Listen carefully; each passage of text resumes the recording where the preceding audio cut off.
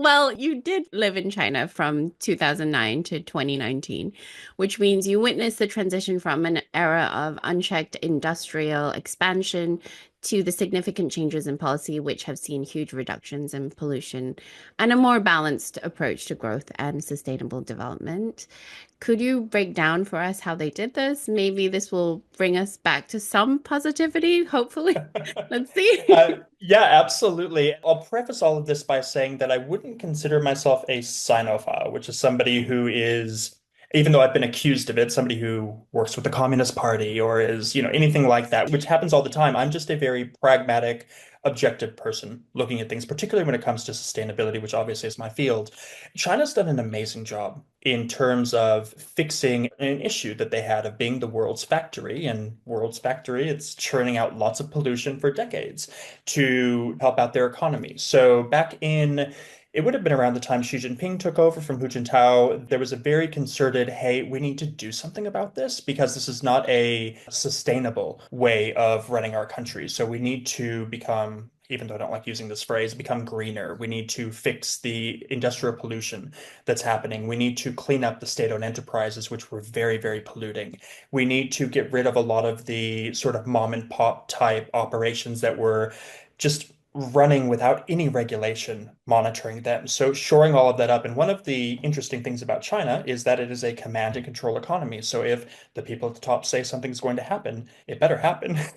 So if you're somebody, down in a local provincial level in a leadership position, you need to figure out a way to do that. And while the central government is doing this, sort of fortuitously in this perfect storm, the private sector stepped in to help out as well. And that's the multinational private sector as well as the domestic private sector. So if, for example, you're somebody in Beijing, you've passed down a regulation to somebody in Anhui province, a provincial leader, saying, hey, I need you to meet these environmental targets, they're going to go, hey, I'm a bureaucrat.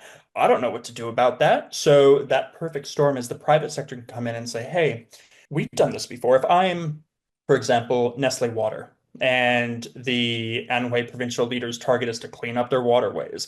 Nestle Water knows how to do that, so you put them together, and all of a sudden there's this really great meeting to be able to achieve a lot of these goals. And the outlook of the Chinese government is typically in a very long-term perspective. So we're looking at 5 years, 10 years, which is diametrically opposed to a lot of Western democracies, which look kind of on 2-year cycles at best, where people are far more concerned about getting reelected than actually doing anything. So with China, they've been able to write and to turn around this massive battleship in the water, the battleship being, environmental pollution, in a more positive way. Is it perfect? No, of course it's not perfect. It's never going to be perfect, but they're doing a lot more than a lot of other places. So when it comes to investment in green technologies and innovation, they put in more every year than the entire European Union combined.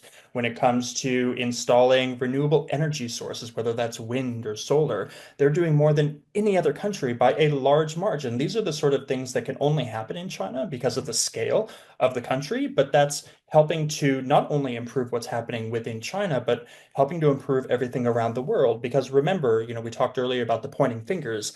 At the end of the day, we all share this rock together, and we're all going to experience the same things together. Pollution doesn't observe political boundaries. So what China does to improve itself is going to improve everything. And while all of that's happening, they've improved a lot of what's happened with factories. They've improved what's happened environmentally, but also socially, which I'm sure will be one of your follow-up questions, because remember, sustainability is not just about the hugging the trees and saving the polar bears. That's important. The environmental side is important, but so is the social side of things, the impact on individual human beings. Yeah, that's a really good point. Just to have a follow-up question on this, even the idea like Nestle, they know how to do this. But we have I think, a legitimate viewpoint about multinational corporations around the world not doing things like this, despite knowing how. And is that kind of part of the social political context that you were talking about? Absolutely. So if we sort of take a step back and look at the big players when it comes to building a more sustainable future. So the way I look at it, I kind of divide it into three big groups. You have government, which we've been talking about, and as we've talked about for, a few minutes now, most governments really aren't doing what they're supposed to be doing. So that's one group. You have individuals, all of us, the consumers, just general populations, and we've been doing a lot of work since the 1960s, this bottom-up people power approach. And that has done so much, but there there are limitations to that because of our access to resources and capacity. We only can do so much.